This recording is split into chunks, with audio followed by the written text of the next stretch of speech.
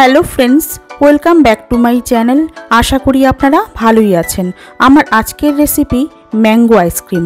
Mango ice cream আমরা সারা বছরই খেয়ে থাকি, তবে সিজনের তাজা ম্যাঙ্গো দিয়ে তৈরি করা এই আমের আইসক্রিমের স্বাদ আর গন্ধ দুটোই লোভনীয় হয়।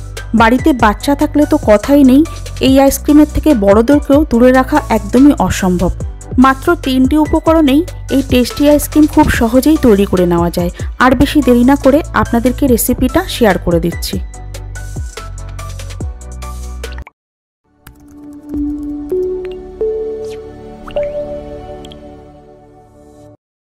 ম্যাঙ্গো আইসক্রিম তৈরি করার জন্য আমি এখানে একটা বোল নিয়েছি, ওর মধ্যে আমুলের ফ্রেশ ক্রিম নিয়ে নিয়েছি।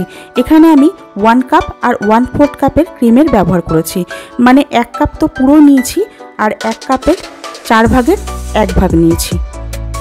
এবার ক্রিমটাকে ফ্লপি করে নিতে হবে। তার জন্য আপনারা উইস্কের ব্যবহারও করতে পারেন, তবে উইস্ক দিয়ে করলে কিন্তু 15 থেকে 20 মিনিট সময় লাগবে। তার জন্য আমি এখানে হ্যান্ড বিটারের ব্যবহার করছি। হ্যান্ড বিটার দিয়ে 6 থেকে 7 মিনিট সময় লাগবে।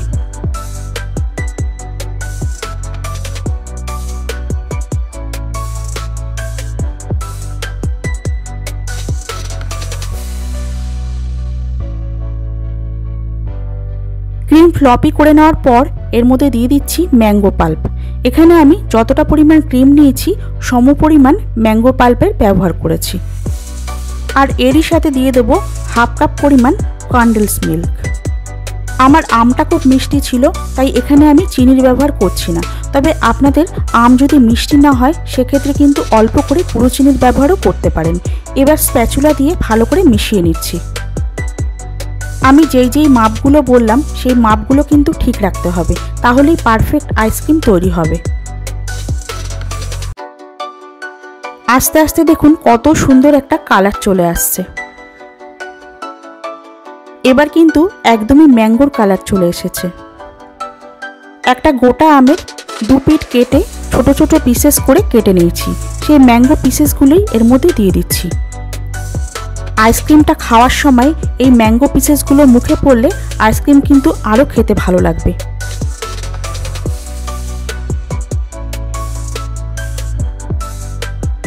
এবার আবারও স্প্যাচুলা দিয়ে এই আমের টুকরোগুলোকেও ব্যাটারের মধ্যে মিশিয়ে নেব, তবে খুব আলতো করে মেশাবেন যাতে আমের টুকরোগুলো ভেঙে না যায়।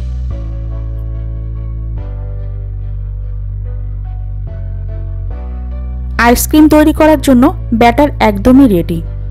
এবার আমি একটা এয়ারটাইট কন্টেনার নিয়ে নিয়েছি, সেই কন্টেনারেই এবার এই ব্যাটারটা ঢেলে দিচ্ছি। কন্টেনারটা কিন্তু এয়ারটাইট হওয়া খুবই প্রয়োজন, না হলে আইসক্রিমের ওপরে আইস ক্রিস্টাল জমে যাবে। এবার ব্যাটারটাকে একটু ড্যাপ করে নিচ্ছি।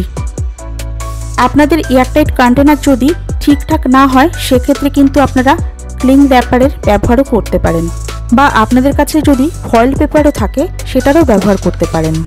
আমি কিন্তু এর একটাও ব্যবহার করছি না, যেহেতু আমার কন্টেনারের ঢাকনাটা একদমই এয়ারটাইট। এবার আমি ঢাকনা বন্ধ করে দিচ্ছি।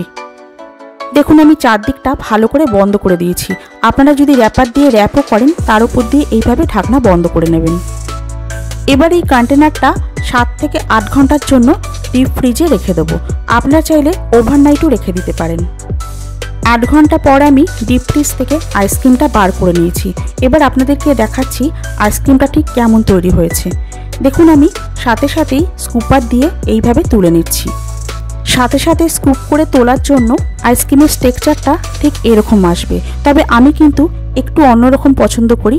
আপনাদেরকে দেখাচ্ছি, আমি 10 থেকে 15 মিনিট বাইরে রেখে দিয়েছিলাম, এরপর এইভাবে স্কুপ করে তুলে নিচ্ছি। এই অবস্থায় আইসক্রিমটা একটু গলে গলে যায়, তার জন্য আইসক্রিমটা আরও ক্রিমিনেস লাগে। এবার ওপর থেকে ছড়িয়ে দিচ্ছি কিছুটা পেস্তা বাদাম। আমি আমার টেস্টের কথাই বললাম, আপনারা কিন্তু আপনাদের টেস্ট অনুযায়ী আইসক্রিমটা খাবেন। এইভাবে ম্যাঙ্গো আইসক্রিম আপনারা অবশ্যই একবার বানিয়ে নেবেন, আর আমাকে জানাতে ভুলবেন না আপনাদের আইসক্রিম ঠিক কেমন তৈরি হলো। আমার এই রেসিপিটা যদি আপনাদের ভালো লাগে তাহলে লাইক, কমেন্ট আর শেয়ার করতে ভুলবেন না। আর যারা এখনও সাবস্ক্রাইব করেননি তারা অবশ্যই সাবস্ক্রাইব করে নেবেন আর বেল আইকনটাও ক্লিক করে নেবেন, তাহলে আমার সমস্ত ভিডিও আপনারা সবার আগেই পেয়ে যাবেন।